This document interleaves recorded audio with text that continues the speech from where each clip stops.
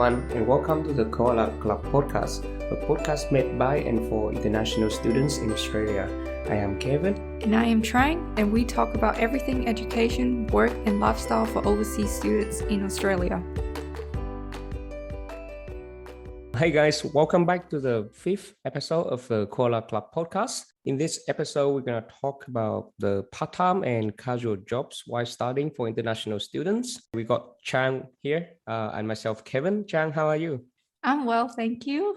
So I'm really excited about today's episode because I'm really keen to share with our listeners our experience with casual work and what we've learned from it.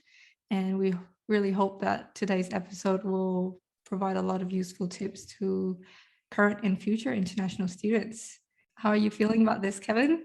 Yeah, definitely. I'm very, like you said, very excited about this episode as well. And I just feel like it's a natural way of recording this episode because we got the chance to relive our memories when we were international students, and we will did part-time or casual jobs while we are students to support our study and living. So it's quite a nostalgic in a way to revisit those memories and those jobs, and if it helps other people to have a directions and a glimpse of what the casual jobs is like for international students here, that'd be great.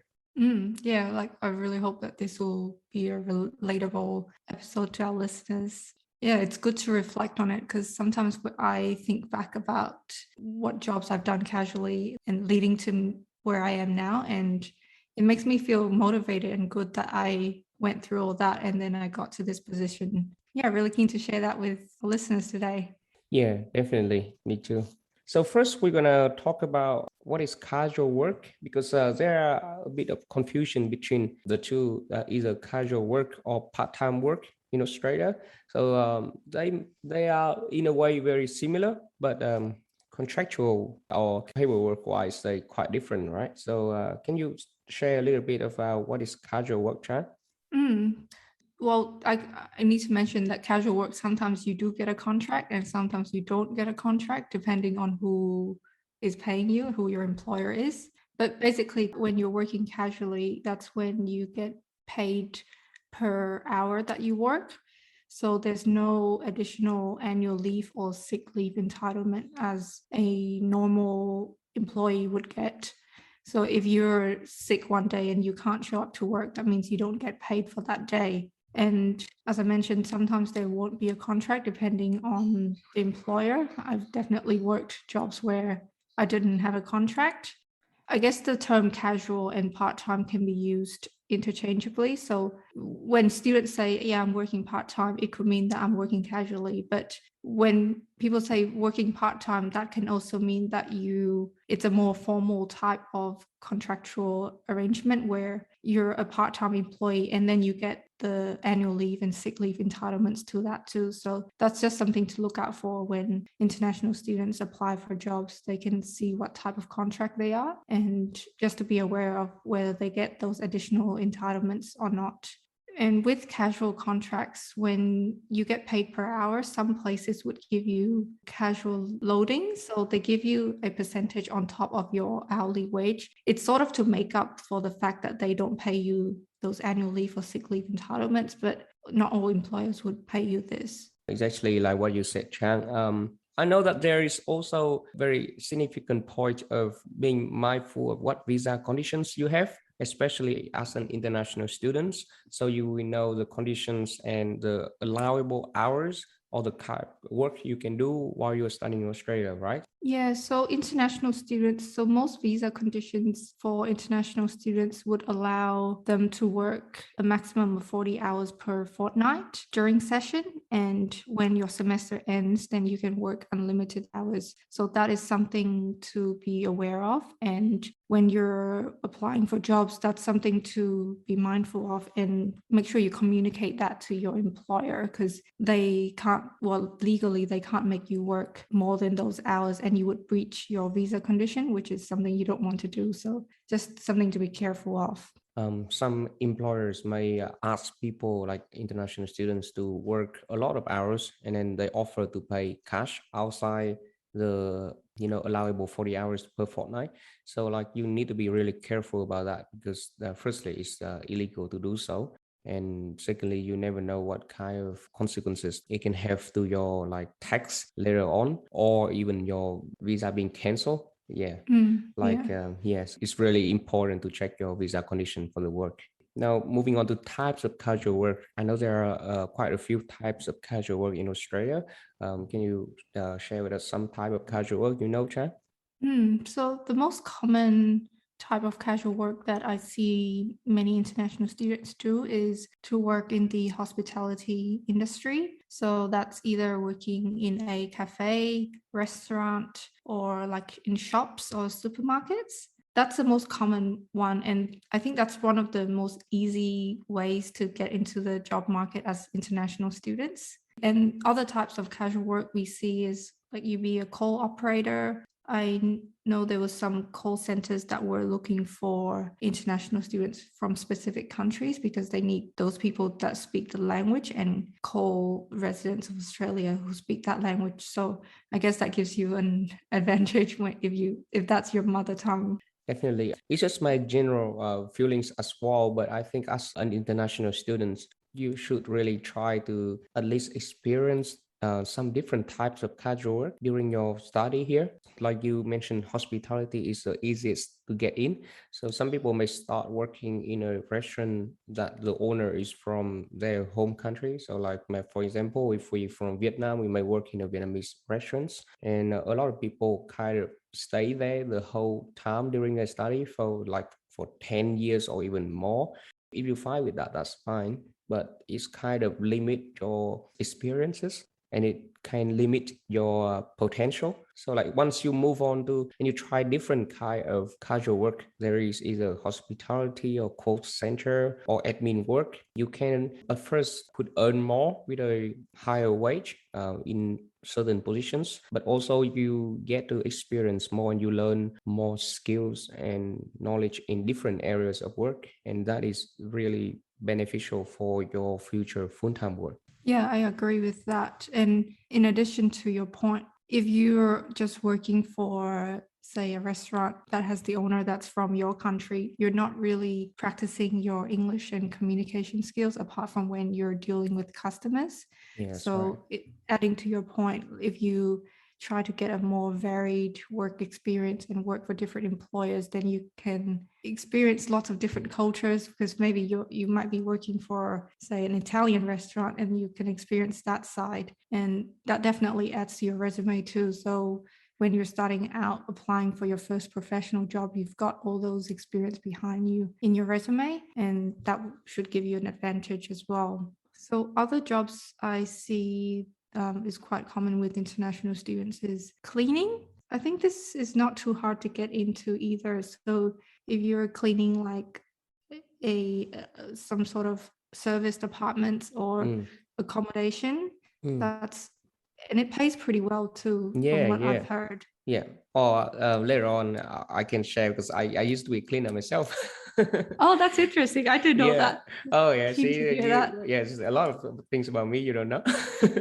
Yeah, but yeah, I used to be a cleaner myself, and like there's up and down, but like you said, certain plus point is actually it pays very well, and once you get to know the job, it's actually not that hard. It's not that difficult like a lot of people think. So yeah, we're gonna talk more about that surely. Another type of casual work that quite popular and we both experience it, right, is uni jobs. I think you have to agree is one of the best job there is, right?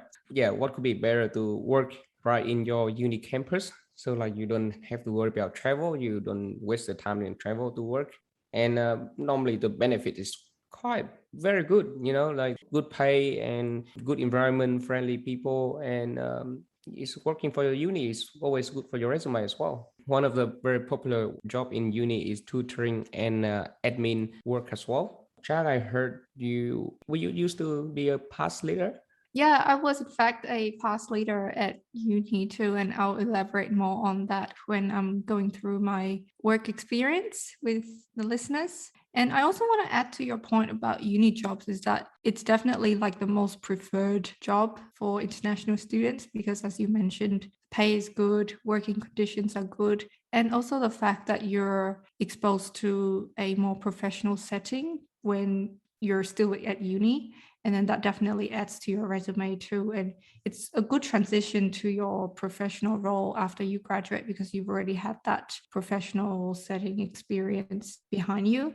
You get used to interacting with more professional colleagues in sort of like an office environment, and every rule and process would be outlined very clearly, like everything is set out properly, whereas if you work casually somewhere else, they're usually smaller businesses and you're probably not going to be exposed to those proper rules and processes. So, but in our experience, it's good to experience both sides. And that's where it adds more flavor to your experience profile when you graduate.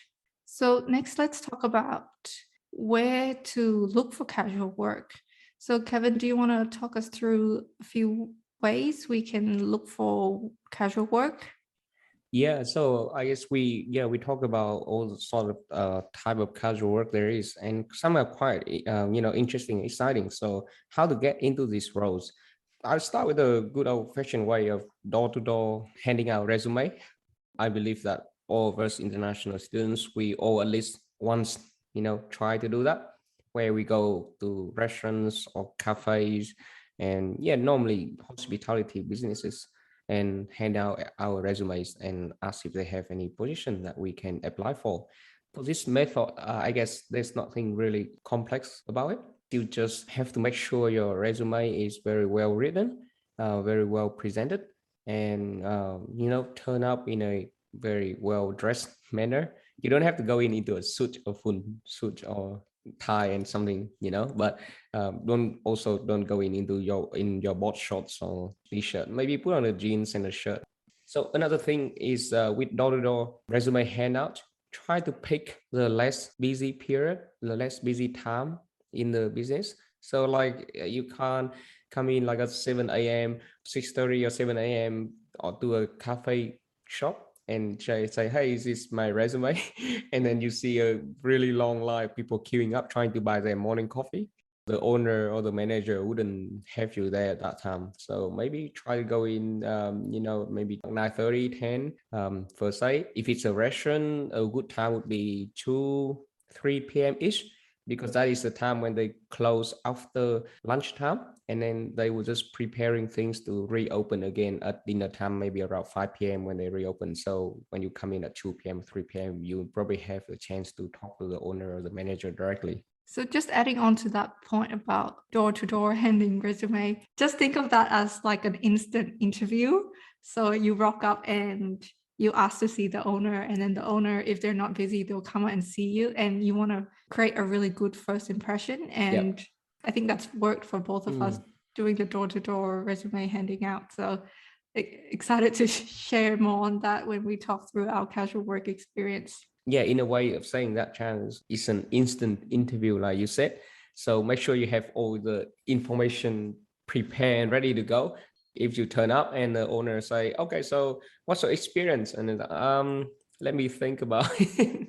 Or like, yeah, which day you can work? Let me check my uni timetable. I'll get back to you. Yeah, you probably be you probably be out from the first group. So yeah, make sure you have all your information ready for any questions they may have on the spot.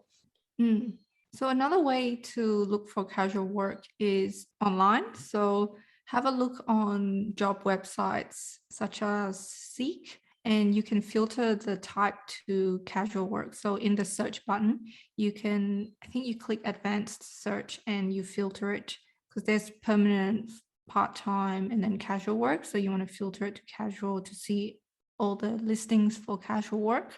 For some reason, I don't think I actually did this back in the day, because I think I wasn't very aware of these job websites, so I never actually looked for jobs on Seek or anything. Did you?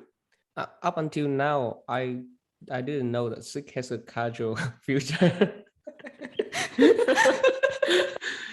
So thanks, Trang. But I always thought Sick was just for full time or contract work. I don't. Yeah. No, it's pretty flexible, so you can Okay. pick, you can filter if you want to have Yeah. to look for permanent work or permanent full-time or permanent part-time or contract or just casual. And I actually had a look yesterday to see what's available, and there's stuff like call operator or like Oh sales yeah. assistant and yeah, it's sort of other officey type work. So definitely you should check that out if you're looking for casual work. Yeah, definitely. That's a really good point because, yeah, I remember when I was in uni, we actually saw quite a few people from our hometown that got jobs in the call center for Telstra or whatnot. And it's really good positions. And I always wonder where they get it. Probably a lot of them is from networking, like referring from personal preference. But Mm. yeah, a lot of them must be applying from job platform like Seek. And so I guess when we didn't do it as well is I was a little bit lack of confident in, I didn't think I could look for jobs other than door to door, resume handout. I didn't think about applying through Sick. Maybe it wasn't because of the lack of confidence, or maybe you didn't believe that your English skill in applying through written email or through interviewing on phone is good enough or something. So that's definitely an Yeah. area where, yeah, our listeners can take on board, and if they can do that, increase their chance of getting some good work. Yeah, for sure. And some people might not know about it too. So that's less competition for you, I guess. Yeah, yeah, exactly. So for those uni jobs, where to look for it? I got a lot of questions from students before us as well, because we were working in uni at the time. They asked, where do you get these jobs? It's actually quite simple. It's on the uni website. I think it is still a thing now, but they have what they call jobs on campus. Yeah, it's could be in a similar form now, but when I was looking for uni jobs, well, I got referred in by Chang, but but before that, right? Before that, I looked for jobs in uni, and they got this one called jobs on campus or the talent pool. So like to be able to receive email from the university itself about the casual jobs on campus, you need to attend a workshop about like 1 to 2 hours, went through what kind of casual work in uni, what responsibilities you may have, and like how to be a good casual worker for uni. And then the important thing is if you attend that workshop, and at the end of the workshop there's a signing sheet when you put your name and your email and your phone number down, and then that's it, you're in the talent pool, and then you start receiving all this job alert email from university, and then you can apply through their direct link. So that was my experience. But before that, not many people know about that workshop. It's on the website, but it's not really publicly advertised very broadly. So like everyone wondering where you can apply for these jobs. But when I told them about the jobs on campus workshop, I actually tell maybe 6 7 people as I remember, but only one of them go. So it's one thing of wanting to work in uni, or but it's another thing of, if you need to put in the effort and attend those workshops. Nowadays you need to put in the effort, and maybe in a similar system try to fill up and satisfy the requirements that the university may have for you to be able to apply for jobs in uni. Yeah.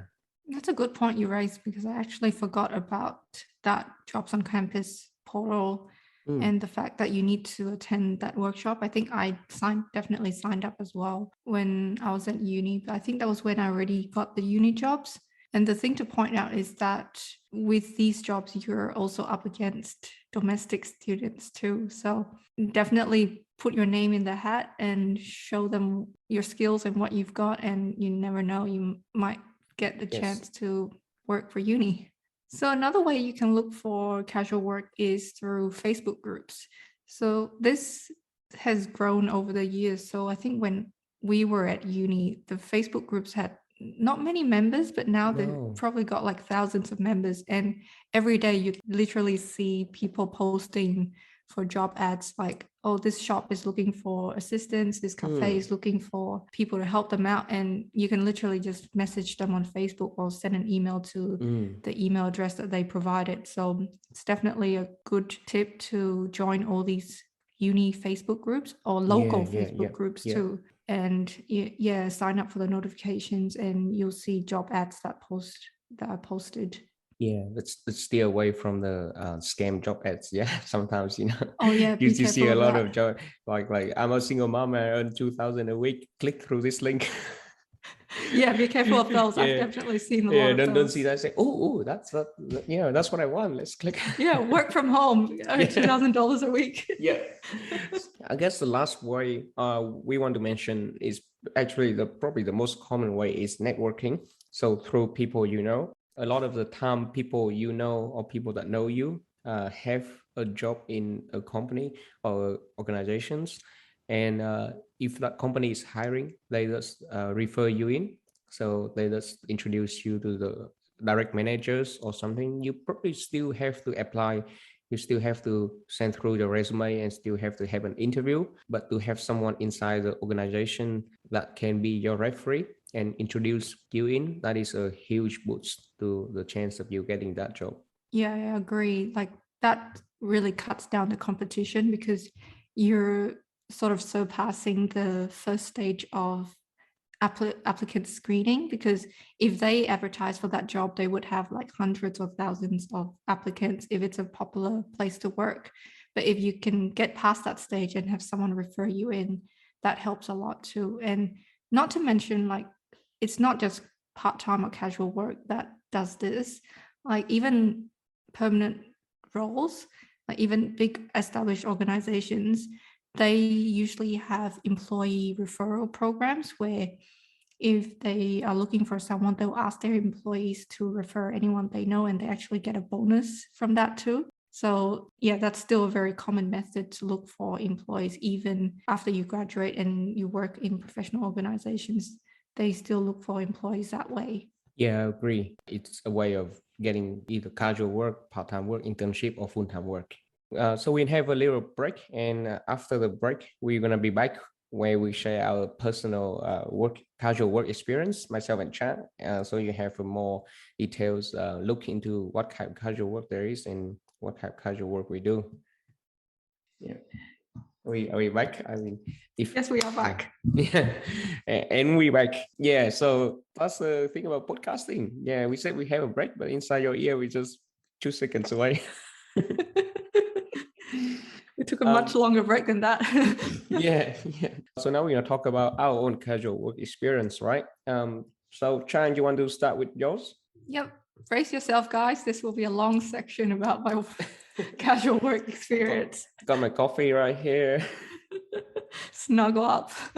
Okay, so when I first came to Australia, I quickly saw the hype around everyone, in particular international students, looking for part-time or casual jobs. And at the time, I was living in a shared house with 11 other people, and everyone had part-time jobs. So I came into the house and everyone was telling me about what they're doing. So I felt like I had to quickly jump on the bandwagon of look for a part-time job right now so I could like help out my parents. And especially when I first came to Australia, I saw how everything was so expensive. And every time I go to the supermarket, I would be calculating, okay, how much is this in my local currency? So you quickly feel that need to look for part-time job to assist your parents because they're already paying a lot of money for you from here. So I quickly did up a resume and I got a list of restaurants from my housemates that they deemed okay to work at. So I went door to door resume handing out. So I went to a few, I think I went to a fish and chip shop, a cafe, and a few restaurants. And I also rang a few, but they just said, oh no, we're not looking for anyone. Or when you hand out your resume, they'll be like, yeah, we'll get in touch with you if we need someone, and they never get in touch. Yeah. So I think I looked for a few until I went to this Vietnamese/Chinese restaurant. And I went to them in the morning and gave them my resume and said, I'm available for work. And the owner actually said, okay, come back at 5 p.m. today to trial. Wow, that's quick. Yeah, I was ecstatic. I was like, yes, I got Yeah. my first part-time casual job in Australia. So I was really excited and I rang my mom and said, I got my first part-time role and I'll start at 5 today. So my shifts were from 5 p.m. to 10 p.m. and the pay was, I think it was $10 an hour, which at the time I did not, I just thought it was good money. I didn't know anything about minimum wages or whether that was legal or not. And I thought that was a pretty good deal. And they said, we'll give you a box of food to take home afterwards. So I was like, yes, Yeah. free food. Yeah. Anything free is good for international Yeah. students. Yeah. So my roles there was pretty much being a waitress. So I took food orders and served the food. And when it's not so busy, then I'll be cleaning cups and cleaning the bench. Luckily, I didn't have to do any kitchen work because they had a lot of people in the kitchen already. So I was just mainly outside. So before work, I'll come in, clean everything, clean windows, clean the tables, and then get ready for service. I actually did this for only a month because I couldn't take it anymore, as not because it was hard work. It wasn't that hard, but the owner was quite mean. Yeah. So that's yeah, so there was a lot of Yeah. harsh yelling and comments, and I was like, I'm not going to take this anymore. So I actually just stopped. And also the fact was that the shift ended at 10 p.m. So it was quite late at night and I had to rush to get the last bus home. Yeah. And one thing that surprised me when I came to Australia was that the streets aren't very well lit. So in Vietnam, even at night, all the street lights are on, but here many streets have very little light. So at night it's like pitch black. So I thought that wasn't safe. Yeah. And unless you work in like a really busy bustle city like Sydney, in right in the center of Sydney, right? Then probably Yeah. the street's gonna be lit well into the night. But if you're in any other area, even around Sydney parts, a lot of the suburbs around city that don't have very well lit street into the night. So yeah, like we said, it could be quite unsafe if you work too late and you don't have either a vehicle to get home or you have to walk during the street or catch a bus or something. Yeah. Yeah, in hindsight, if you don't live in a very busy area, then you should consider about what time you finish work and if there are other alternatives or other jobs that could, like if you could finish a bit earlier and so that it's more safe. So my next role was at a sushi stall at a food court in Yeah. the mall. So after I finished off at the restaurant, I took a couple of months off just to fully settle in because I think I was just rushing to get any job I could because everyone was getting jobs. And I was like, okay, I just came to a brand new country. I probably should give myself some time to settle Yeah. in, get used to the community here and get used to studying and taking care of myself before I add on another layer and go work. So I actually took a few months off and then I started going and handing out my resume again. So I went to this sushi stall in the food court and they said, okay, you come in and trial on the weekend. So I rocked up that weekend. And the thing about working in the mall is that you get better hours. So because the mall in Wollongong, it closes at 4 p.m. on the Yeah. weekend or Very early. 4 or 5 p.m. So better hours, I can finish when it's still light. And my starting pay was $9 an hour. And they said if I did a good job, they'll give me a pay rise. So I was like, yeah, that's good. That's a classic, lie that the owners use in these casual jobs, right? Like, and being, international student, and most of the case we just arrived in the country for like a few months. Well, being very naive, would you say? Like you would Yep. agree to that straight away. You say, "Oh yeah, sweet, yeah," you believe in them. $9 an hour seems good. Yeah, yeah. So eventually I worked my way up to $10 an hour, then $11 an hour. And I thought that was a massive improvement. Yeah. Oh, but And yeah. To be fair, they kept their promise. Like a lot of owners say that, and they never actually increased the wage, even though you did a good job. So, yeah. yeah, so all my shifts, I would work for a whole day. So from 8 a.m. to about 4 or 5 p.m. And at first, they tested my ability to roll and cut sushi, which I failed badly at. Yeah. Sorry, but how do they test your ability if you just come in and you nobody show you and you never do it before? Oh no, so they showed you how to do it and then Yeah, you'll yeah. do it. But then if you failed badly like I did, then they'll just tell you to do something else. So at least now I know how to make sushi if I want to at home. Yeah. So that's a But plus. eventually, yeah, That's that's a an positive from it invaluable skills that you take home with you after the job. for sure. Yeah. So they knew that I didn't really make nice looking sushi. So they gave me other tasks. So what I did was I'd come in at 8 and I would slice a whole crate of avocados. So, you know, those big milk crates. So every day there would be a massive crate of avocado for me to Yeah. slice up in half and get rid of the seeds. Do you use knife or spoon? Because I know a lot of you use spoon to scoop up the avocado nicely, or It was like a factory process. So I would slice up the avocado and remove the seed with a knife. And the lady next to me would use the spoon to slice up the avocado. So it was specialization. Like everyone had their own task and we like got through it really quickly. Quite commercially, I must say. Yeah, it was pretty efficient.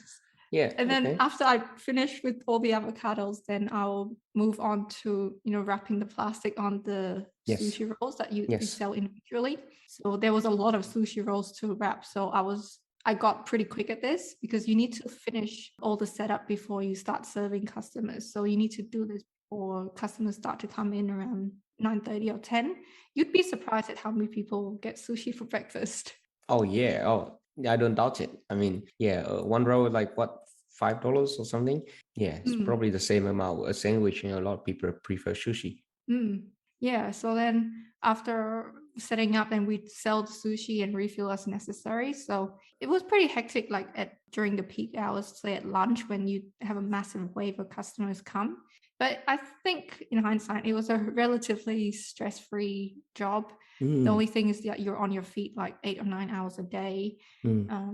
But it was good to get you by as an international student. And I actually ended up working there for nearly 6 months. Yeah, it can be seen as a step up from your first job, right? Like you enjoy it more. For sure. Like I did get yelled at and some of the colleagues weren't super nice, but it was definitely a step up from my first job.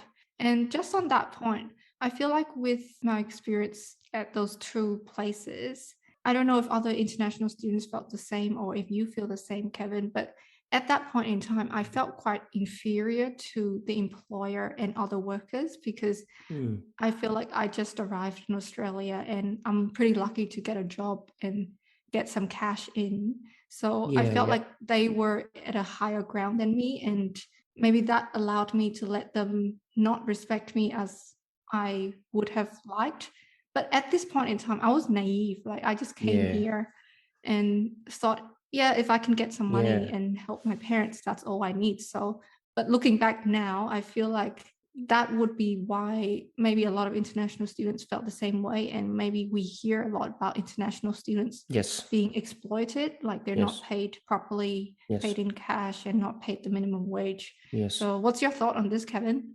Yeah, I kind of understand how you feel. In my case though, I was actually quite lucky because, well, when I arrived in Australia, I was probably 15 years old. I was living in Sydney and studying in Sydney High School in Sydney.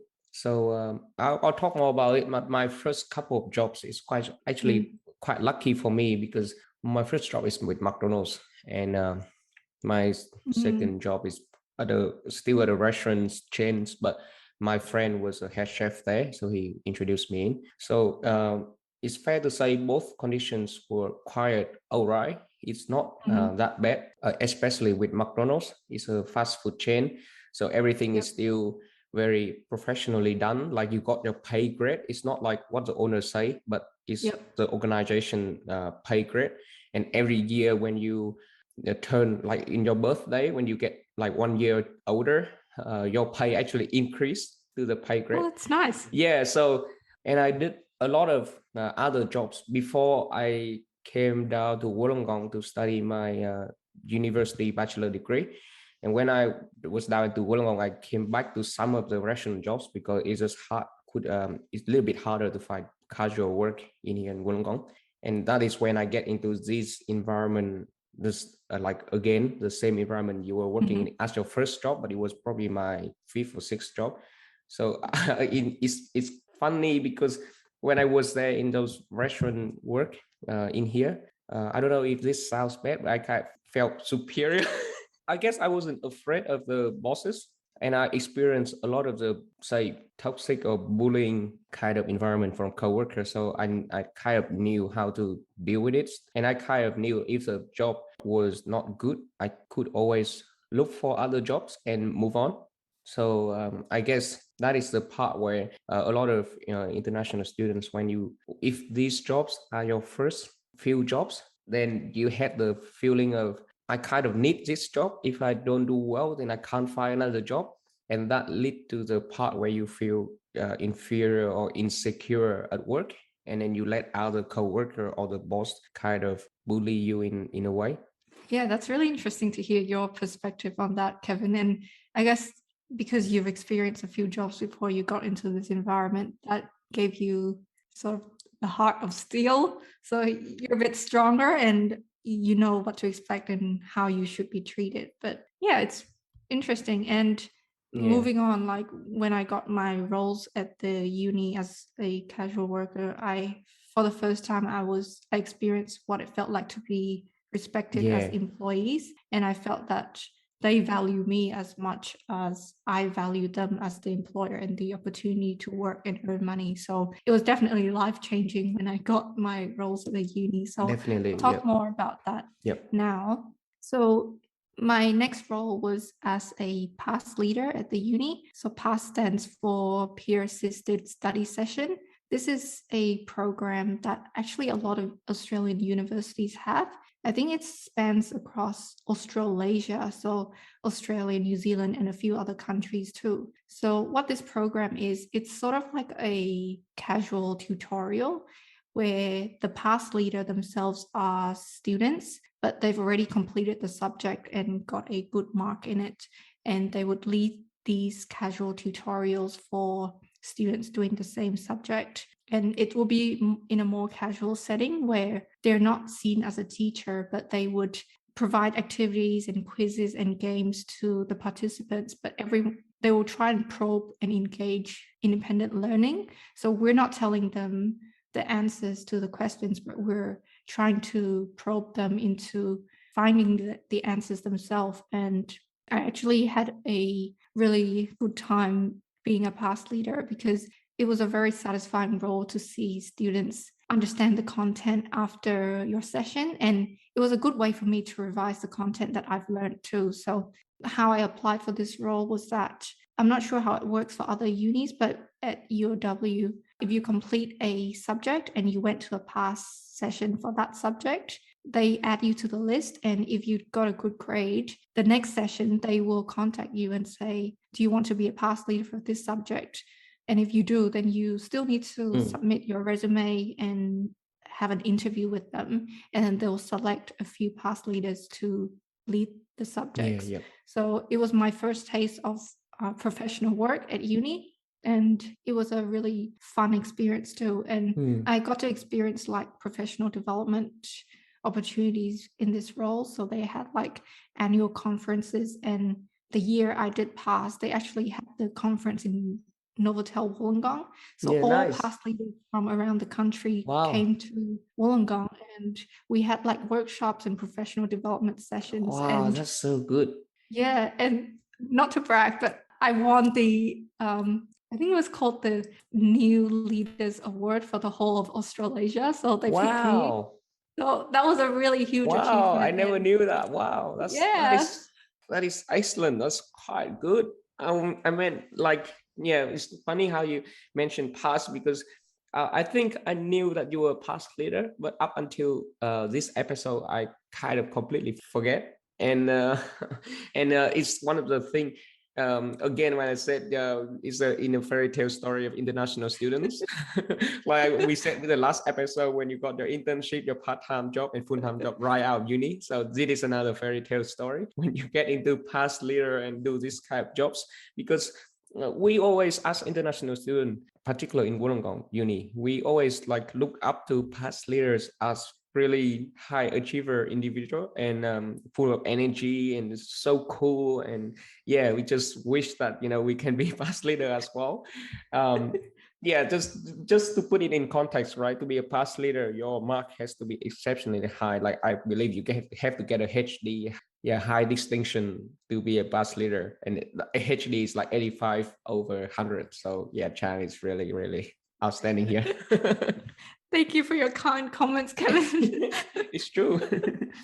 No, I really enjoyed doing this PASS program, and you meet a lot of new people too. So you meet other PASS leaders that are leading other subjects that aren't your field. And when they actually call in sick or something, then they look for people to cover their session. So I've covered like sessions in biology or chemistry that's totally really? unrelated to my field. Yeah, because the thing is, being a PASS leader, you just need the activities, and the concept's the same. You try and engage student learning, but you're not giving them the answers. So really, you don't have to be an expert in the field. So I've covered sessions for people where they've already prepared the activities, and I just need Ah, to give out the activities and try to push the students so that they can complete the activities. So it was definitely a first step to the professional workplace and definitely pushed me outside of my comfort zone. And it was a big step up from my previous two roles working at the sushi store and the restaurant. So yeah, quite fascinating to hear insight from a past leader herself, because yeah, I always look up to past leaders when I was in uni, and I never like talk directly to one about the personal experience like this. And I guess that's the whole point to have our podcast, right? Is to hear things that we could have never heard before. Yeah, so thanks for that. What's your next role in uni? I know you have quite a few roles in uni. I'm over halfway, so I hope everyone hasn't snoozed off yet. But so my next role was as I was working in the international recruitment department of uni. So my role, the title was Vietnamese student liaison officer. So I was basically the point of contact for prospective Vietnamese students, and I would ring them up when they've already got their offer and say, do you have any questions about your offer or about the student life here or anything about the uni? And I basically give them my perspective as a student living in Wollongong and studying in Wollongong, and give them my honest feedback about why I like studying here, and hopefully that will encourage them to feel really keen and accept the offer to go to uni. And I actually got this role through networking. So the lady that was in this role before me, I knew her because I actually met her at the education fair in Vietnam before I came to Australia when I was picking unis. And after that, we kept in contact. And when she was moving on, they had a look for her replacement. And that's when she contacted me. And I still had to send through my resume, and I had an interview with the manager, and I got the role. So it was a really good role as well. And I was doing this alongside with PASS because it was only a few hours a week. But as you've mentioned before, Kevin, the pay at uni is pretty good. It's Yeah, higher than average. yeah, And so you don't have to work as many hours yeah, as you did yeah. previously at a restaurant. Yeah, so 2 hours at uni work could be equal to you do 5 or a 6. shift, a 5 hour, 6 hour work in a restaurant. So yeah, and then at the all same time, it's much more, you get to practice a lot of other skills, like you said. So it's definitely a really positive position to be in. Yeah. Yeah, and you're on uni, so you're on uni campus. So if Mm. you can squeeze it in Yeah, yeah. between classes, so you attend a class and then you go to work for a few hours and then you go back to class. So definitely have those perks. So at this role as well, I help to manage the Vietnamese students Facebook page and post new marketing material. And I think the highlight of this role was that I also got to represent the uni at 2 education fairs when they came to Vietnam. So it was really good to be in the other side of the table where I'm giving students advice about picking what course they want and why this uni is good to go to and why Australia is good to go to. So definitely really good experience, and I definitely really enjoyed that role at uni alongside with the past leader role as well. Yeah, and I guess you were really like in that instant you were kind of really proud of yourself because you feel like, yeah, I'm representing my uni, you know what I mean? And you talk to other young students who just look after you, say what it's like to living and studying in Wollongong, something like that. So I guess that's a really enjoyable experience that you may remember for a long time. Yeah. Mhm. Yeah, definitely the highlight of my uni years too. And that really opened doors to several, I guess, casual stints that I had at the uni where it's like a one-off roles that I had. So I did a photo shoot for some marketing brochures for the uni, and that Oh was really yeah. fun. Nice. Yeah. Yeah, I remember seeing that. I don't know if you remember, but we actually had a photo together in the it was long time. It was during our first year. So what is it? Maybe 7 years ago now, when we attended that scholarship celebrate event. So like we are the recipient of scholarships from Wollongong University for international students, and I remember they held an event to celebrate that and give us the paper achievement. Was that at the smart building? Yeah, it was a smart Yeah, building. I remember Yeah, vaguely yeah, about yeah. that. Sometimes I You just should, yeah, completely have a forgot look. about that. We should dig it up and put it on Instagram. Mm. Yeah. Oh, we definitely should. Yeah, I don't know if I should have said that, put it on Instagram because we look really funny back in the days. Oh, I'll definitely have to look for that photo and Yeah, you probably look great. post I it look on our funny. Insta.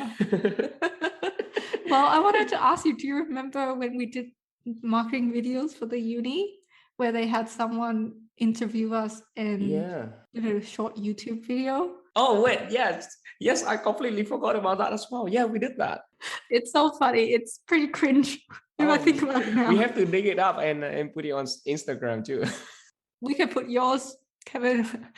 I don't volunteer to put mine. Maybe not. I was if I remember correctly, I think I have very short hair with earrings and wearing probably a red jeans or something. So I was, yeah. It's during those Definitely have phase. to search for it then. It's during those phase when you thought you have style, but you just actually look very funny. So move on from our embarrassing stories. Yep. Yeah, so that also opened doors to like other Hmm. roles at uni too. So I think I did a short, like I think it was a few days worth of work where I was calling domestic students Oh, about nice. their offer at the uni. So I guess I just want to highlight that when you actually get your foot in the door, that's when the door opens wider for you. So Definitely. yeah, definitely worth a try to get into uni roles. In my last session of uni, as I mentioned in our previous episode on internships, I did my internship in my second last session, and then I got the part-time role at the accounting firm in my last session of uni. So I was working as a part-time employee, so I had a proper contract and everything. And yeah, I was working as an undergraduate accountant at that local accounting firm, and it was bittersweet because I had to give up my past leader job and my liaison officer job at the uni because I couldn't work more than 40 hours per fortnight. So I had to give up those jobs and also pass on the job to my friend at the time, Kevin. Oh yeah. Um, Thanks, Jack. Thanks, Jack. Thank you. Thank you. It certainly changed my professional life, so to speak. Yeah. So I'll go more into that. But yeah, really appreciate that, Chang. No worries. It was a pleasure. And yeah, so then I moved on to work as an undergrad accountant at that accounting firm. And it was really good because I got to apply what I was learning at uni to that job immediately. So definitely a good step up for me too. So after that, I became a full-time employee there when I graduated. So that excelled my accounting career. Yeah, nice. So that pretty much sums up my casual work experience in Australia whilst I was a uni student. I would say that's a pretty extensive resume right there, Chang. Just from casual work. I hope that didn't bore our listeners, but No, I'm sure. I'm sure it did not. I'm sure our listener very like the fact that like I also appreciate the fact that we got to listen to a lot of the inside information that we may not have listened elsewhere. okay, so now I'm excited to hear about your experience. Kevin, why don't you enlighten us with your experience? Thanks, Trang. I'll get a little bit sip of water because it's gonna be a it's gonna be a long episode. Yeah, so about my casual work experience, like I said, I arrived to Australia when I was 15. So there were actually quite a few too many jobs that I have been through. In here, I just pick like the main jobs that I highlighted, and a lot of other jobs that I did, but it's quite similar to these jobs. So I just go over these main ones. I remember my first ever job in Australia is working at McDonald's, a fast food chain restaurants that I'm sure everybody knows. I applied to this position online via just a McDonald's portal, career portal, and luckily, McDonald's relatively near my homestay during that time had a position open. I end up working there in McDonald's in San Suzy as a back kitchen staff or kitchen hand staff. So the main task is literally like everyone was just making a meme, flipping burgers, but it's more than that. We prepare all the ingredients, you restocking things, and yeah, you cook meat and you cook burger and you make burger, you fry chips. But overall, it was a really enjoyable experience because I got to learn a lot about multitasking, teamwork, and working under high pressure. Condition wise, I reckon it's actually a really good job for international students to start with as their first job because McDonald's is a really big fast food chain, right? So everything you will have like a contract, you will have a certain pay grade. And like I said, one of the perk is every year at your birthday, you got a pay raise because of your age. So it's kind of like a birthday present, right? If I remember correctly, I think it was maybe $2 or sometimes even $3 per hour more. I worked in there for like 3 years when I was 15 to when I was nearly 18. I start with maybe $10 or $11 an hour. And I ended up with when I was 17 at about 17 or $18 per hour. So I think that is a pretty good pay for international students and for students in general. So I really enjoyed that job in McDonald's. So does that mean that you have or you know the recipes to all the McDonald's food on the menu, and can I contact you about that? Yeah, yes and no, because um, I don't want to say I don't know if it's considered bad things, but probably people is publicly knowledge as well. A lot of the stuff in McDonald's was well frozen stuff. So like when you Mhm. look at those meat patties in your burger, you thought it's like, oh, it's fresh, just freshly cooked, but it's actually frozen. So there are Yeah. boxes of frozen meat patties, and they have this grill where you just lower the hatch in there, and then you when they finish cooking, it turned out to be a perfect meat party. So so there was no ingredients or like, oh yeah, you add a little bit of maybe salt and pepper, but that's about it. And all the sauce as well, like ketchup, mustard, is all imported and ready to go in pre-pack package. Mhm. So I kind of know what goes inside what burgers or their chips, but it's frozen chip as well. So in a way, they keep their recipe really secret, so you can't take that away with you in any way. Mm. Yeah. So Yeah, but that's really impressive that your first ever job was at McDonald's, because mm, they are known for like training their staff really well and yeah, uh, yeah, developing your, I guess, yeah, interpersonal skills and yeah. working skills, as you mentioned, multitasking and working with your team and working under a high pressure environment. So I think that was a mm, really good start for you. yeah. But do you think with international students, do you know if there's any hinder or any obstacles to international students applying for jobs at McDonald's? Because I don't know if it's my perspective, but I always see a lot of domestic students mm, or domestic, like Australian teenagers yeah. working at McDonald's. Well, the biggest barrier I see is a language barrier. So like when you go to for interview, if you not that confident and if you can't really speak English fluently or can't really communicate clearly, sorry, you don't have to speak English fluently like a local students. When they call you in for an interview, they know from your application that you're an international student, overseas students already. So they wouldn't expect that high level of English in you, but you need to be able to communicate clearly, and you need to be able to like understand what other people say really quick and effective, because in the kitchen you have little time to react, and you have little time because you always have customer pushing and the line pushing. So yeah, I would say be confident and practice your English, especially in communication clearly and in listening and understanding what other people say in a high-paced environment. Yeah, definitely a Mm. plus. So during those time, I also work as a kitchen hand at some Greek restaurants in Brighton, Sense. That's where I actually live. A friend of my homestay family was a head chef in one of the famous Greek restaurant there. And he introduced me to the boss, to the owner, and got me a role as a kitchen hand. So with McDonald's, it's because it's casual, right? So it's not like every week you got the same hours. Some weeks you may have little as like 4 or 5 hour shift. So I use this job to kind of fill up the hours in the 40 hours per fortnight, so I can work to the max and earn the most that I can. These kitchen hand roles are really interesting as well, because even though it's kitchen hand similar to McDonald's, but not everything is like pre-made, not everything is frozen.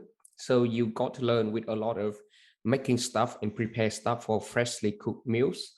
I couldn't say that I succeed with this role because like I don't think I was a good kitchen hand by any mean. I probably was an alright one, but these jobs did teach me a lot of things about cooking. So my cooking skill was probably zero when I arrived, and after this job is probably up to a 4 or a 5 out of 10. Well, you shouldn't undermine that because it's quite common for international students to come to Australia with zero cooking skills, myself included. And if you get roles as kitchen hands, then you're forced to learn how to cook Yeah, and how yeah, to prepare ingredients. yeah, I And agree. the benefit is like for your personal benefit too. So definitely don't undermine it, and definitely helps you get to where you are today. You can make meals for yourself, and Yeah. that's very important because you need to have good meals to succeed in life. And Yeah, I know, right? And I think these jobs, kitchen hands, either at fast food chain restaurants or in a private restaurants, they really teach you about the importance of hard work, and they really make you appreciate the value of hard work and the value of money, because it is really hard to earn money through this job, because the work is really hard. The pay is okay, it's not exceptionally high. So all the dollars that you earn is really have to be hard earned. So I remember with these kitchen hand jobs in the Greek restaurants, one day they were short of people. So I think I started at 10 a.m. I finished my shift about 5 or 6 p.m. But then the other restaurant, so the restaurant nearby it, which is also owned by this owner, was short of kitchen hand staff. So they called me and they said, "Can you work in this restaurant for this night shift?" And I say, "Okay, I can." And I jump in it straight away. And so that full day I start from 10 a.m. I finish about 3 a.m. because the other restaurant is like a dessert restaurants. So everyone they finish quite late at like 12 a.m. or 1 a.m. and then you have to do cleanup for 1 hour or so. Those days really made me appreciate the value of hard work and appreciate how many people out there that have this job still and work really, really hard, so that we can consider ourselves lucky to have our jobs these days. And doesn't matter what kind of jobs you have, if you can make certain if you can make decent money, so I think you would appreciate that. Yeah, do you think the same way about this, Chan?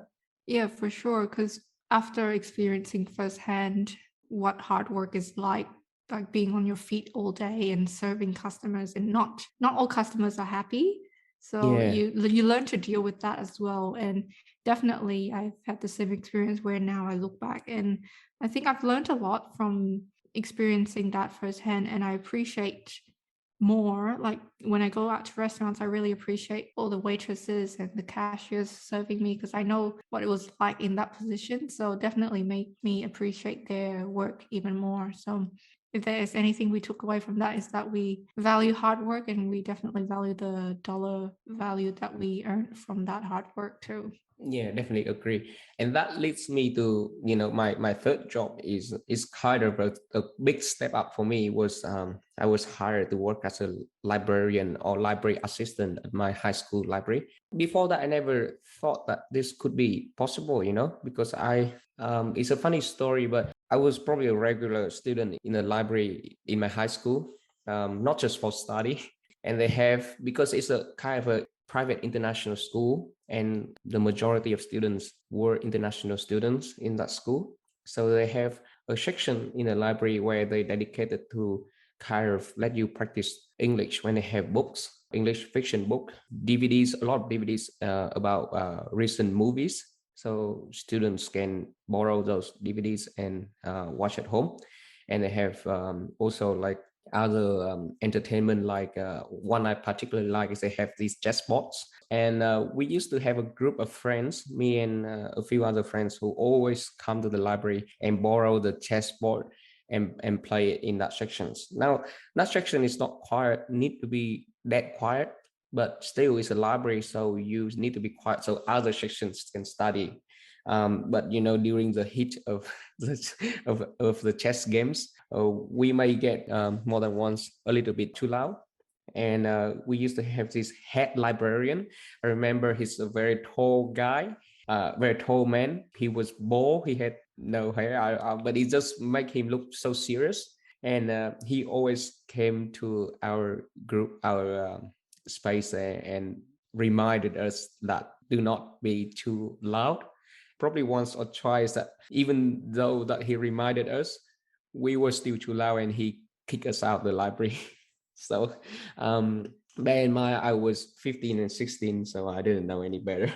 So when the school kind of advertised this library assistant position on their website, I saw it and I said, oh, I probably like it. I just give it apply, but I didn't really expect to be accepted or even got an interview because, wow, the in my head anyway, the librarian hated me because he knew my face very well and he kicked me out of the library a couple of times because I was too loud playing chess.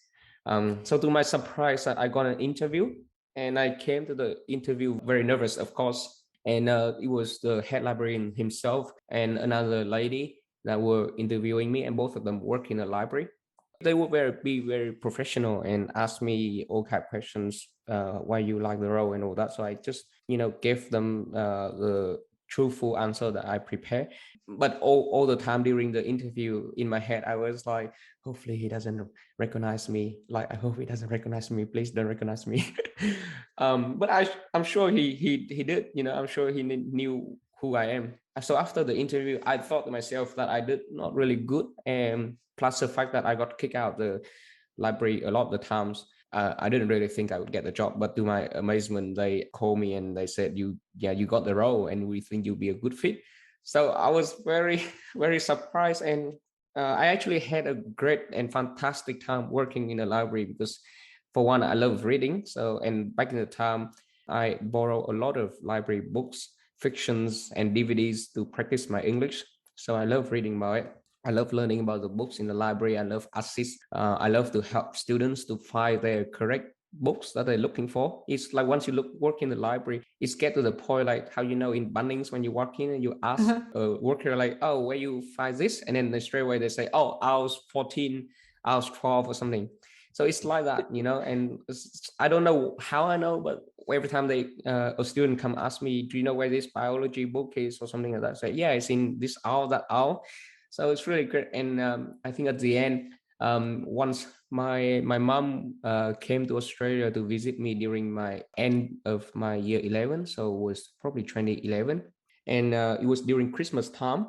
We even got invited to come to like a Christmas luncheon, Christmas lunch party of the library, so full of our librarian staff, myself and my mom. So it was really nice and heartwarming, to see how, and that taught me a valuable lessons as well. That is, a lot of people may look, tough and serious on the outside, but they have a really warm heart. In this case, the head librarian, I'm sure he knew me was a troublemaker, but for some reason, he still decided I'm going to be a good fit for the library as a worker, and he hired me anyway. So really appreciate that.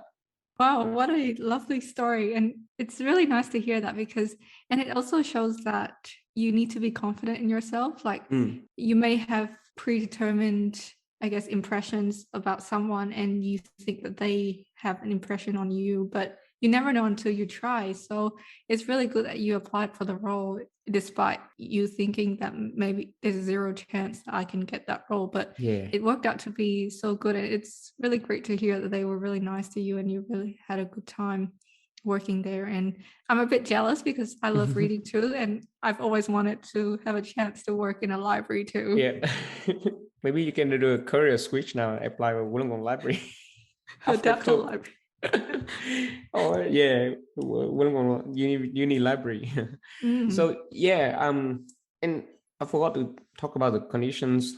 Just to be transparent, that's really a step up from my first two jobs. So when I accepted this role in library, I had to give a hard decision to stop working in the Greek restaurants with my friends because I can't fit in the 40 hours per fortnight. So I think I was working like 5 hours per week in the library and then 15 hours per week in McDonald's. In the library, if I remember correctly, I was getting paid probably $23 an hour. Back then it was huge, it was huge money for me.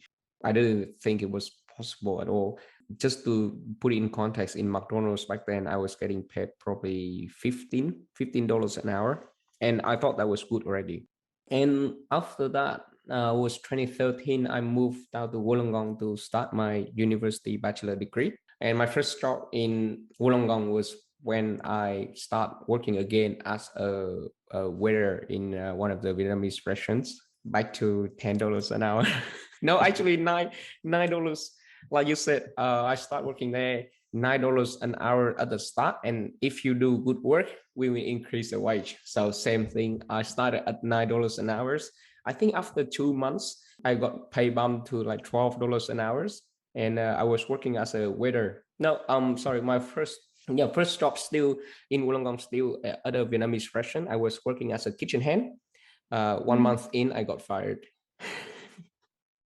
Because May I ask why? well, I don't think I was very good at kitchen hand. I think it was okay up in Sydney because I was working in a Greek restaurants and it was a different context. It was Western restaurants. So a lot of the cooking style is still quite commercially, as in each person have their different roles. But in Vietnamese or Asian restaurants, is more versatile. So you expect to know more about cooking, and you expected to do a lot of other tasks like multitask in the kitchen. And apparently I wasn't very good. But back then, my boss hired me go something like this. She called me and she say, look, your timetable right now is not really suited because you're only available to work like 2 or 3 days per week. So how about you just go home and then we call you when the timetable suits. And I myself naively believed that. And I went home. I told my housemate about the story, just like, yeah, okay. So she gonna call me when our timetable, suit each other. And then, and then they said, congratulations, you just got fired. And I said, no, that's not what she said. She told me that she's gonna call me back.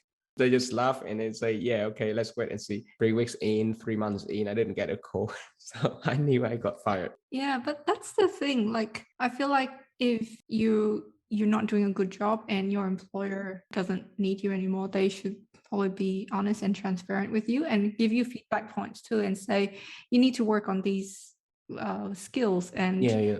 that's the reason why we can't keep you, instead of keeping you like hanging like that. And Yeah. I think a lot of international students would feel that way too about some jobs, because we're not born to be like experts in any field, and you need constant improvement. And I guess it's sort of, in a positive way, you've experienced that because you know what to avoid and what is not the right thing to do if you're an employer. And I guess that leads you to better jobs in the future. So I agree. I think we would prefer they to be transparent, like just tell us that we are not really a good fit and we would find jobs elsewhere and we would accept that. But anyway, my next job would be being a waiter at another Vietnamese restaurant in the Gulf. And this, like I said, is actually a little bit better. So I was there for, I think, 6 months or 8 months. something like that. And what I like about the job is that restaurant in particular is right in Crown Street, which is the center of the mall. It could be Crown Street or Kira Street.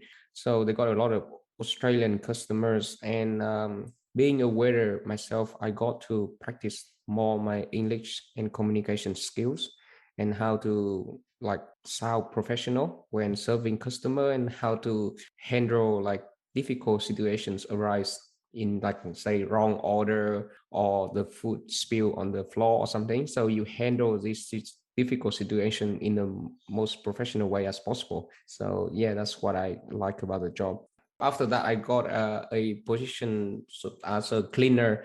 This is a part where I got a position as a cleaner in a bakery factory in Sydney. One of my friend who was working there already, he referred me to the manager and got me the role.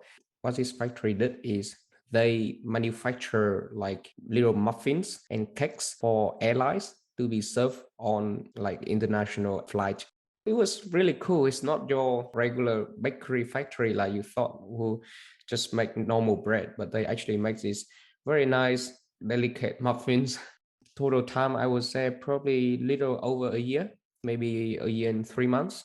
And during that time, from cleaner, I got transferred to be in the process of making those muffins. So I was one of the worker who's actually mix and match the batch or packaging the muffin.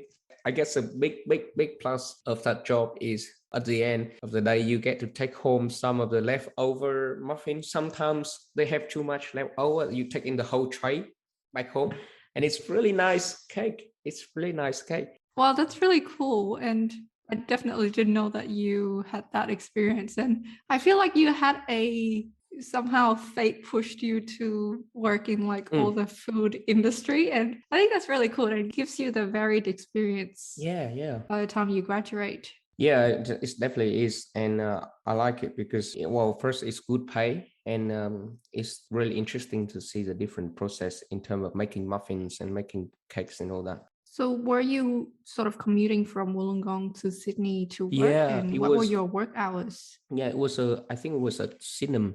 I used to do just Friday afternoons. So when I finish uni around 11:30, I would just get on the train at like 12 or something and arrive at work about 1:30. That's when I start. And then 1:30 we start and we finish around 9:30 or 10. And then I catch another train back. So I was back home very late, maybe midnight or sometimes even later than that. The last train would take me home maybe 12:30. Oh, wow. Yeah, it was a bit of a travel, but at the end it's worth it because I think the pay was $27 an hour. So it was quite good. And those leftover but freshly made muffins and cakes, I actually brought them back home. And back in the town, I was dating my girlfriend, now wife.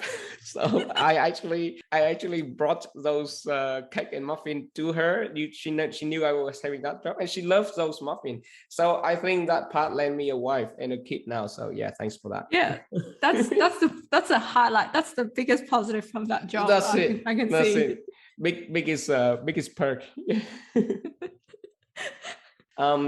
Also, I haven't written in the note here, but that same friend who introduced me to the cleaning gig, actually he was an amazing person because he did a lot of job. He graduated and he has like 2 years postgraduate to stay in Australia, and in those time he can work like unlimited hours, right? And he probably have like 3 or 4 jobs going on at the same time. Another job that he got me with him is to clean the windows of luxury brands in Sydney. It was actually very, very fun. Yeah, I never thought that I would have this job. I was living in Sydney temporarily during summer to do all these jobs with him. So we would wake up at 5:30 in an apartment in Kempsey, jump on the first train. I remember he would buy us like milk tea and banh mi Vietnamese bread roll for breakfast. So we ate on the train. He was very nice. And we arrived, I think, at Town Hall and we walk to, or we catch another train to Martin Place. And they got us little storeroom out there. His boss got a little storeroom out there, and we grab all the buckets and all the brooms and all that. And then we start our journey from Martin Place. We clean all the windows of the luxury of brands like Gucci, Hermes, you name it, all the way from Martin Place to Town Hall and Central. And it takes maybe from 5:30, so 6 a.m. we start, maybe 3 hours until 9 a.m. when we finish. So whatever, he would just go forward and he put the soap on and he cleaned the window with the soap. And that was what he said was a more complicated part, and my part was simpler when I just go after him with another broom and I like kind of clean away the soap. I really enjoy it because it was just so early morning. You get to see the city, the Sydney city, before the bustle and hustle, and you just see the beauty of it. It was during winter too, so it's quite cold. But yeah, I really Wow. enjoy it. You definitely had your fair share of hard work, I can see, and so valuable because then, yeah, you get to this point now and you look back and see, like, I have come so far. I'm sure you tell yourself that. Oh yeah, definitely. And like I said, appreciate the value of hard work and appreciate that all those windows that we see was spotlights clean for those luxury brands, or some of us very lucky to go in and shopping there, that have people that look after those windows or something like that. So yeah, I really enjoy and appreciate that. It was well paid too. Probably after we divide up, it's probably $23 an hour too. So yeah, so after that, back into the Gong, I got a job as a waiter at a sushi chain restaurant in Wollongong. So like similar to yours at a sushi, it was called Sushi Bite. So I was working there for quite a long time, maybe 2 years, 2 years and a half. During my second, third year and final year of university degree, I was working there as a waiter. It was quite well paid at $17, $18 an hour. But on Saturday, you got weekend loading at, I think on Saturday, you got paid $20 an hour, and Sunday, you got paid $25 an hour. Oh, wow. Even though it's a sushi restaurant, but the expectation is really, really high about the quality of your work, but also they pay very well as well. So I really like that. I worked there for like almost 3 years. So after that job, I got the job in uni from Trang when she moved on to her part-time or her internship role in the accounting firm, and she introduced me to Wollongong Uni and get me in to be a Vietnamese liaison officer as well. I was working there for probably 1 or 2 years as well. So yeah, thanks, Trang, for the for the recommendations. No worries, but then your hard work got you there because you still had to send through your resume and had an interview with the manager. So I helped you, but you like helped yourself more to get that role. So good on you too.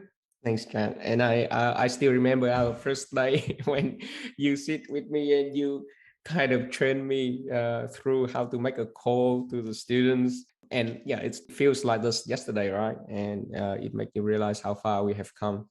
Yeah, I still remember that day, and I still have that notebook where I wrote down notes of what I need to train Kevin today. And so definitely good times. Yeah, definitely. And like Chang said, the role is just making phone calls to students who receive the offer from university, preferably from our home country, which is Vietnam. And I enjoy the part where I get to talk to all those students and I get to share my personal experience living and studying in Wollongong, because I personally believe between academic result and the lifestyle in general, I believe Wollongong is the best place for you to study and to live your university life. That's why during that role, I was so passionately in sharing my experience with the students, and hopefully that helped convince the majority of them to accept the offer and study in Wollongong as well. Yeah, because I think I kept in touch with a few that I actually spoke with when I was working in that role, and then yeah, we still keep in touch now. So it's really good to see their journey, and I think because both of us worked in that role, it sort of fueled our passion to move on to this project. Yeah, definitely. Some of the contacts you met could be your friends when they arrive in Australia and be students of Wollongong or be student of your university. So that's definitely a plus. So from that role, I got referred by our boss back then to another role in uni, which is casual admission officer.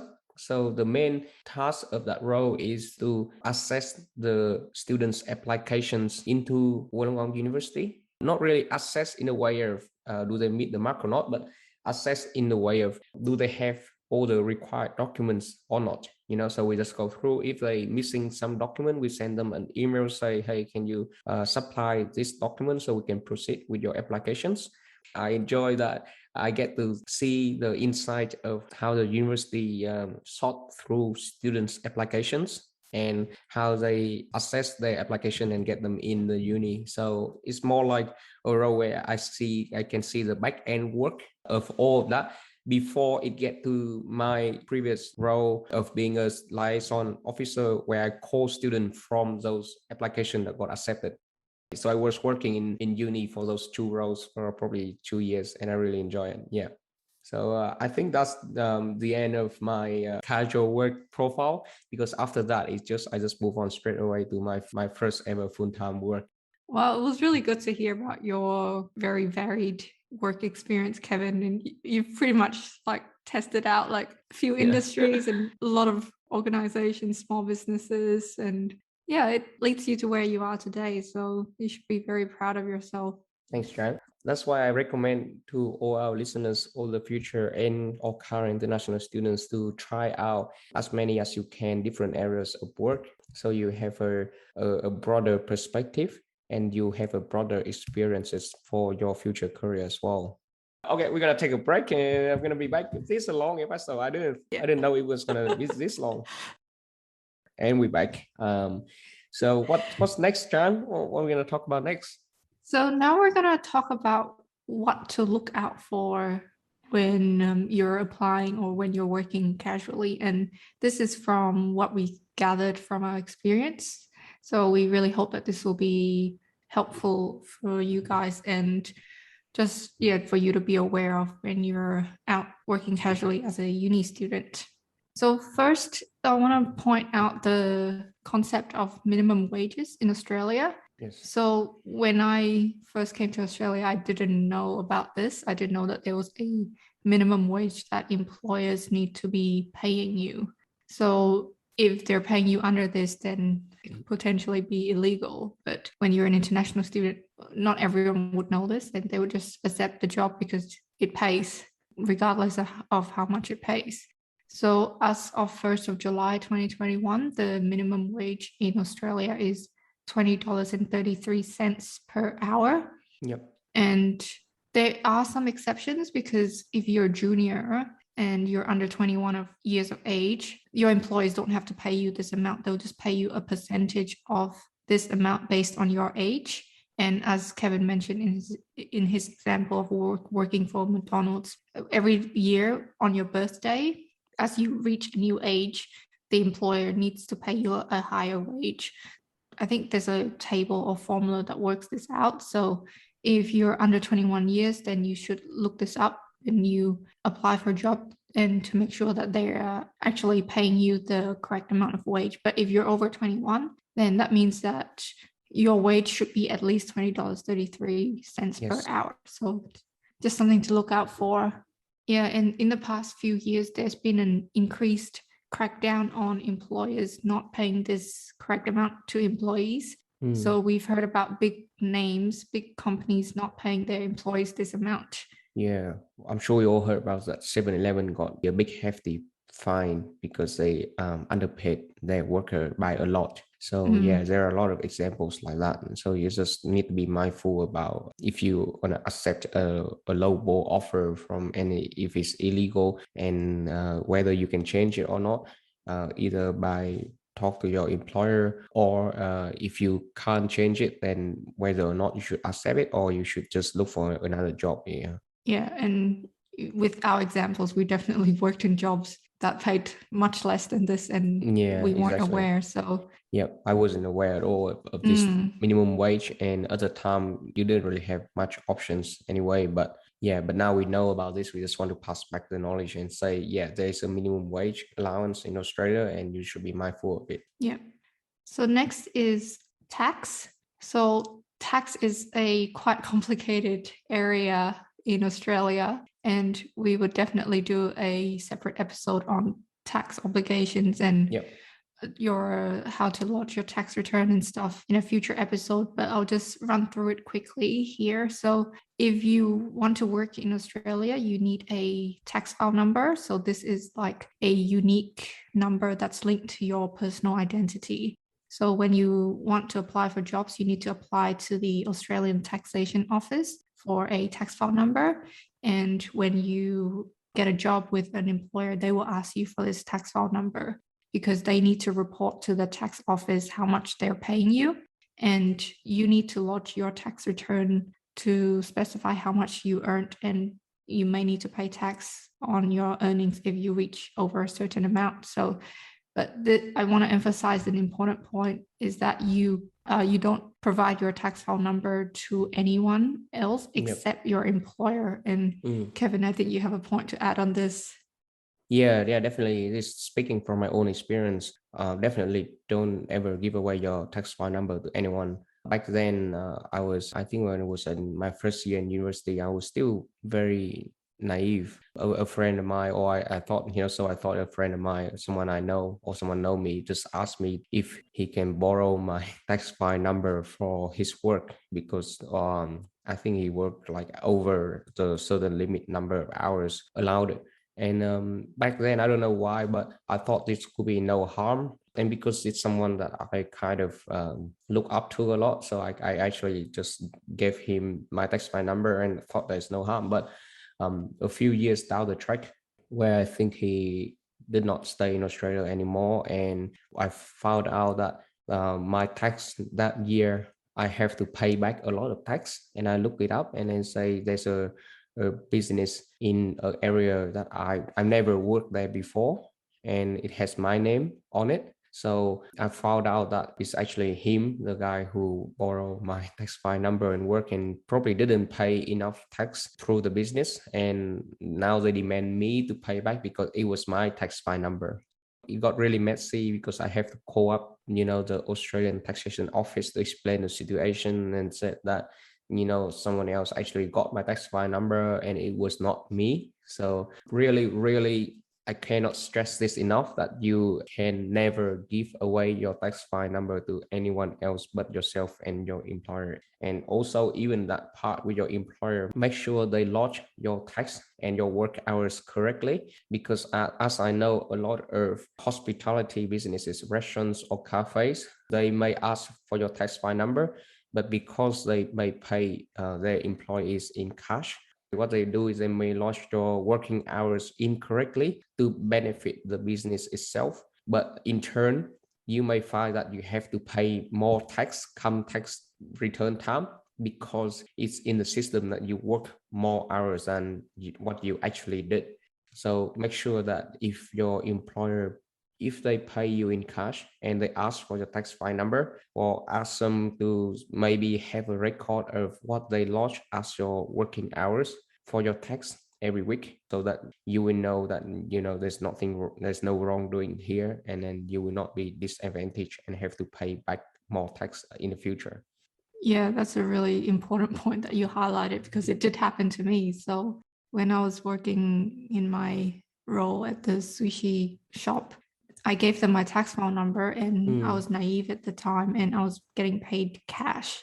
And at the end of the financial year, when you need to lodge your tax return, your employers back then, they would give you a payment summary. So it basically reports how much they've paid you and how much tax they've paid on behalf of you. And you need to use that information to lodge your tax return. Back then, they gave me this report and it showed that I've earned a lot more money than I actually did. And at the time, I didn't know what to do. And luckily, I had a friend that was studying law. And this was like my first year of uni. So I had no idea about tax law or what tax is in Australia, how to even deal with it. And my friend, actually, he helped me. He was saying, no, this is wrong. Like, you need to go back to them and say that I did not earn this amount and you need to correct it. So we actually went to talk to the owner together and say, you have to correct it. And they eventually did. Yeah, oh, lucky. Yeah. Yeah, that's a really important point to highlight too, because when you're paid cash, the employers can definitely manipulate their accounting records to benefit them, and it may not benefit you, and it's wrong. So Yeah, definitely. These are all from our painful experience. So we Yep. hopefully through our own experience, it can help, you guys to not make the same mistake or to watch out for all the scam or all the, the bad things out there. Mm, So you can avoid all this together. Yeah. yeah. And we learn from it. So, Yeah, sure. Exactly. mm. So what's next, Tram? Was superannuation you want to talk about? Yes, so superannuation. So in Australia, you have this concept of superannuation, which is basically the funds that is set aside for you for when you retire. Yeah. So this is actually compulsory for employers to pay this on your behalf. As of 1st of July 2021, it's 10% of your what they call ordinary times earnings, which is basically your wages. So if you're earning, say, $20 an hour, then the employer needs to set aside an extra 10% of that and put it into your superannuation fund.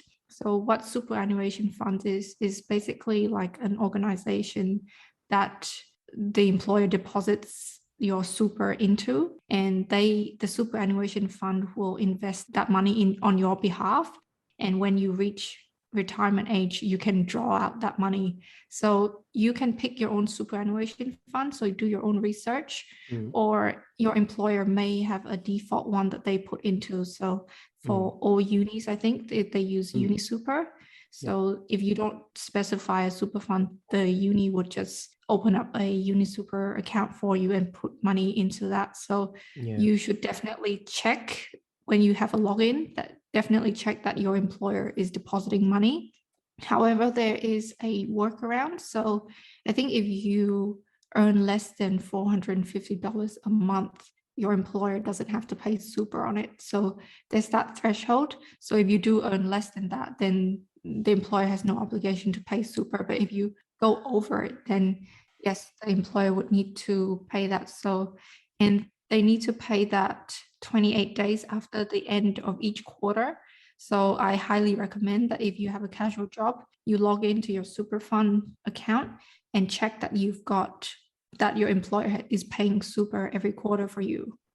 And the other thing to be wary of is that when you're negotiating wages with your employer, is whether your wages is inclusive or exclusive of super. So some people might say, yeah, you're earning $20 inclusive of super. So that means that your take-home pay is 90% of that, and the 10% goes to your super account. So you actually don't get the money until you retire. So it's just an important thing to check. And if your wage is exclusive of super, your contract should usually say that it's your base wage. So that's not including super, and then any super is on top of that. And also I want to highlight that if you work for not so proper businesses, they won't pay you super at all. So like in my first two jobs, I definitely didn't get paid any super because I didn't even know that concept existed. Yeah. And recently they did have a crackdown on businesses not paying their employees proper wages and super. So,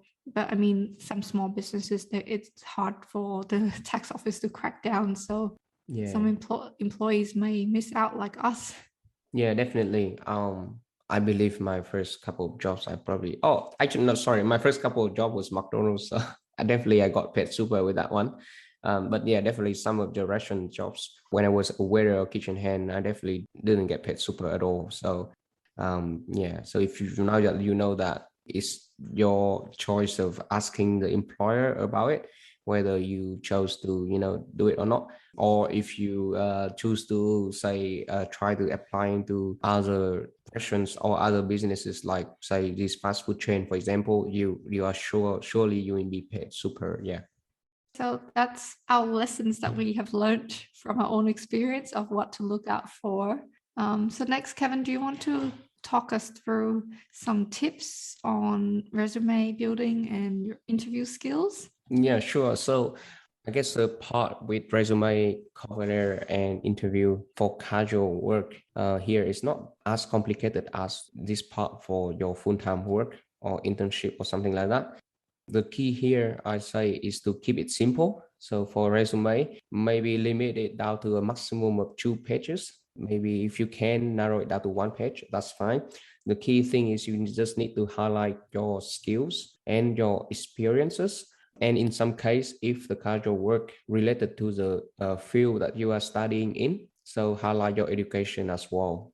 That's the key to keep it simple and get right into the point, so that the owner or the managers of the businesses normally they wouldn't have too much time reading your resume, so they want to see what are your skills, what are your experiences, and in some case what are you studying, so they can decide if you're a right fit for the business or not.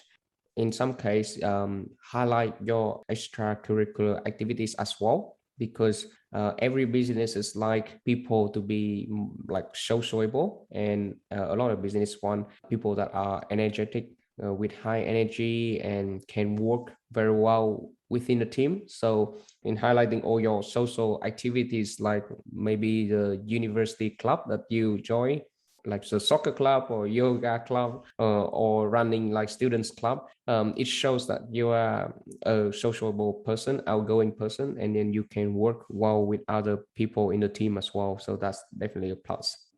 Yeah, definitely. So just keep your resume simple. And as you mentioned, these business owners are very busy. They just skim through your resume. So keep it short, concise, to the point, and make sure you customize it to each job you're applying for too. So I mentioned this previously in our internship episode, but it's applicable here. So if you're applying for like a customer focused role, then highlight your communication experience and your ability to deal with difficult customers and deal with high pressure. Yeah, so if you're applying for like a data entry role or an office role that doesn't require much customer facing experience, then highlight your ability to pay great attention to detail and Yep. your ability to just point out all the very small details that other people may miss. So yeah, definitely customize it to what you're applying for. Yes, that's right. Tailor the resume, and a lot of the case, that's where the cover letter goes in as well, right? That's when you write up a nice tailor cover letter stating out the experience you have that would fit with this role and the reason why you want to have this role. Also, the other thing I'd say, and that tie in this next part about the interview part, is like show your passion, enthusiasm, and professionalism, but also show your flexibility, because most of the case casual work they require you to be flexible, that you can pick up shift anytime they ask, or cover up if somebody got sick. Everyone like a flexible team member, so they can rely on them in time when they are short of people, for example. So if they ask you what is your availability, the best answer is actually I am flexible, and most of the time I am available to work. You can say it depends also on my uni timetable. So obviously, if I'm in a class, I probably cannot attend work during that time, but I try my best to schedule my class so that I have as much free time as possible and as much flexibility as possible. If you give some answer like, well, I only available 2 days during the week, then probably you will not get a job. You know what I mean? So if you can't work during the weekend because you have to play soccer, or for example, you probably can't. And I'm saying this wholeheartedly because I'm a big fan of soccer and I play a lot of soccer during my university year. And a lot of the time when I started a part-time, or sorry, a casual job, I had to sacrifice the weekend to work instead of go and play sport, because it's something I choose, in terms of my work and support my living and study. So that's the thing. Be prepared to make those little sacrifice and be flexible and show your willingness to work for the employer so that they can prefer to choose you over other candidates. I think you've summarized it very nicely, Kevin. Yeah, make sure to just really showcase your strengths and enthusiasm and use the resume and cover letter and interview skills and experience as practice for your future professional roles too. Because when you apply for like graduate roles after you finish uni, you would have already like have your basic resume in place and you've already practiced a few interviews, and yeah, that adds to your portfolio too. So definitely a worthwhile experience. Yeah. Yeah, definitely it. Yeah, I think that's all we wanted to say. But now that we come to the end of the episode, Chan, I have prepared like a secret segment here. Okay. Oh, okay. Yep. So you remember like last time I got that secret questions I asked you. Uh-huh. So again, I got you surprised this time. All right. So I got a secret question. So you haven't prepared and you have to answer on the spot. And myself Okay. included. Yep.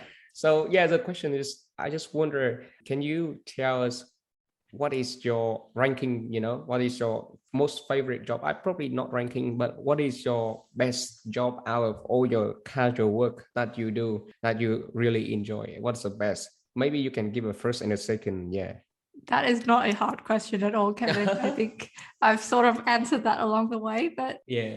just to reiterate, so I think my uni roles were probably like Mm. definitely the best part-time casual jobs that I've had in my years of being a uni student. If I had to pick one, definitely the past leader role, Yeah. because I got to meet so many new students and new Mm. friends and new past leaders, and it was my first taste of like working professionally and being respected, and Yeah. I was able to attend like all those professional development opportunities. So definitely that was my favorite. And it Yeah. was such a gratifying experience too, because I see students like, because they have to do student surveys after the sessions. And I would get like really good feedback and good ratings. And it makes me feel like really motivated to do that job. And after that, when I just casually bump into one of my students on UD campus and they'll say, thank you for your help. I got a really good mark on that subject. So you contributed to that. So yeah, it was a really heartwarming experience. And that was definitely my favorite role. And I think my second favorite would have to be the Vietnamese student liaison Yeah. officer role as well, because I was able to hopefully be of some help to prospective Mm. Vietnamese students in Vietnam, because they would have very little idea of what life as a student would be like in Australia. So I was able to provide that insight for them. And yeah, my manager was a lovely lady as well, and I definitely learned a lot. And it's definitely outside of my field. Like I was an accounting student, and here I was working in recruitment and marketing. So definitely widened my experience. What about yourself, Kevin?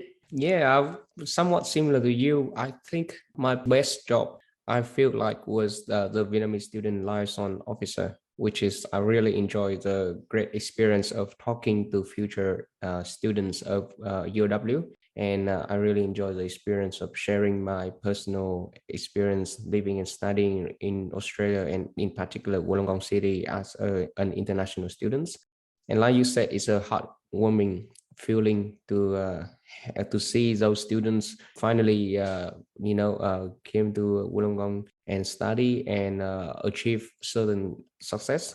And it's just really good to see that the people who you spoke with, that you may be able to help them little along their way, along their journey of being an international student in Australia. So that's definitely a highlight in my casual work profile.